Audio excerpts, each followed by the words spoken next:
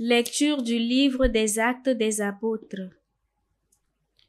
En ces jours-là, Paul dit au peuple: « Je suis juif, né à Tarse en Cilicie, mais élevé ici dans cette ville, où à l'école de Gamaliel, j'ai reçu une éducation strictement conforme à la loi de nos pères. J'avais pour Dieu une ardeur jalouse, comme vous tous aujourd'hui. J'ai persécuté à mort ceux qui suivent le chemin du Seigneur Jésus. J'arrêtais hommes et femmes et les jetais en prison. Le grand prêtre et tout le collège des anciens peuvent en témoigner. Ces derniers m'avaient donné des lettres pour nos frères de Damas, où je me rendais. Je devais ramener à Jérusalem tous ceux de là-bas, enchaînés, pour qu'ils subissent leur châtiment. Donc, comme j'étais en route et que j'approchais de Damas, soudain, vers midi, une grande lumière venant du ciel m'enveloppa de sa clarté. Je tombai sur le sol et j'entendis une voix me dire: « Saul, Saul, pourquoi me persécuter? » Et moi je répondis: « Qui es-tu, Seigneur? » « Je suis Jésus le Nazaréen, celui que tu persécutes. » Ceux qui étaient avec moi virent la lumière, mais n'entendirent pas la voix de celui qui me parlait.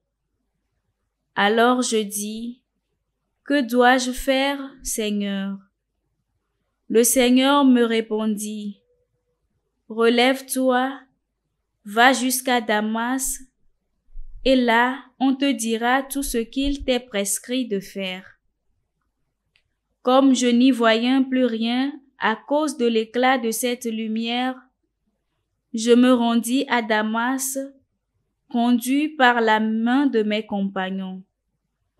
Or, Ananie, un homme religieux selon la loi, à qui tous les Juifs résidant là rendaient un bon témoignage, vint se placer près de moi et me dit: « Saul, mon frère, retrouve la vue. » Et moi, au même instant, je retrouvai la vue et je le vis.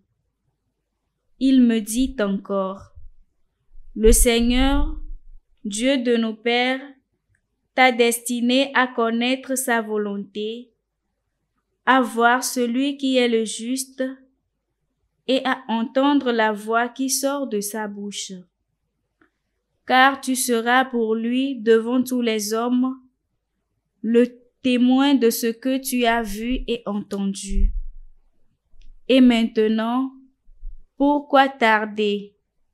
Lève-toi et reçois le baptême, sois lavé de tes péchés en invoquant son nom. » Parole du Seigneur. Nous rendons grâce à Dieu. Allez dans le monde entier, proclamez l'Évangile. Allez dans le monde entier, proclamez l'Évangile. Louez le Seigneur tous les peuples, fêtez-le tous les pays. Allez dans le monde entier, proclamez l'Évangile. Son amour envers nous s'est montré le plus fort. Éternelle est la fidélité du Seigneur. Allez dans le monde entier, proclamez l'Évangile.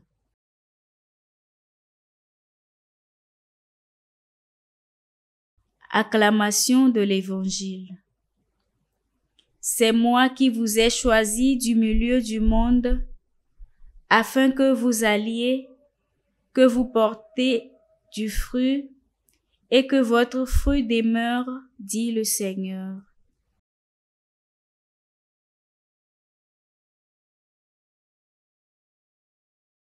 Évangile de Jésus-Christ selon saint Marc.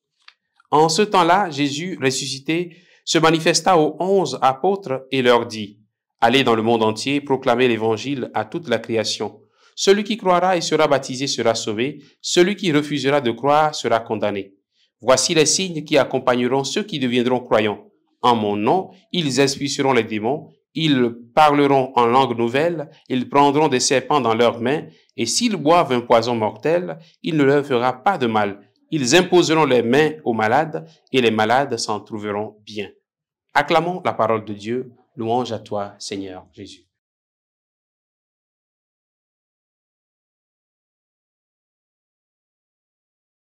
Bien-aimés de Dieu, frères et sœurs en Christ, nous sommes aujourd'hui le samedi 25 janvier. Nous célébrons aujourd'hui la fête de la conversion de Saint Paul. C'est la conversion d'une grande figure de l'évangélisation. Saint Paul, l'ancien persécuteur qui est devenu l'évangélisateur.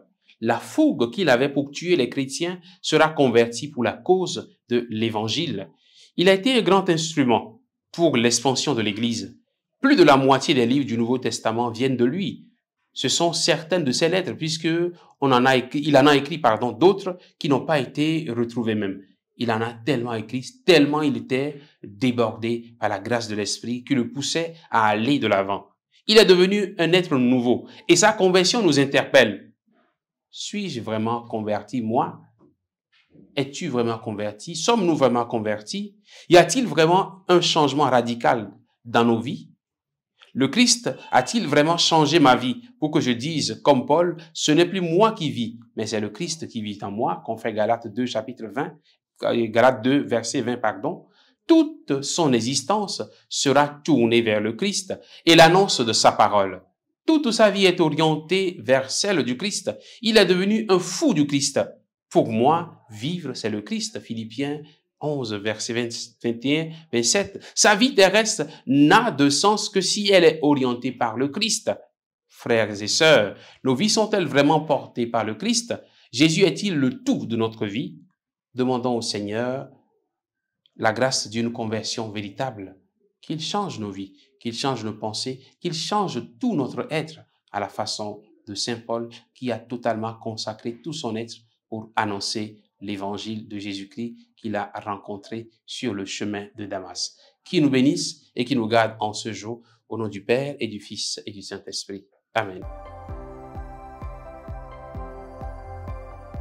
La SMA Togo TV vous propose dès à présent ses services de reportage photo, vidéo pour vos différents événements. Mariage, anniversaire, concerts, conférences et même les veillées funèbres. Et ceci en soutien à la mission de l'évangélisation. Contactez-nous au numéro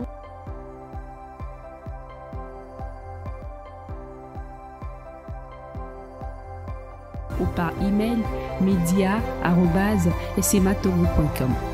SMA Togo TV, la première chaîne missionnaire.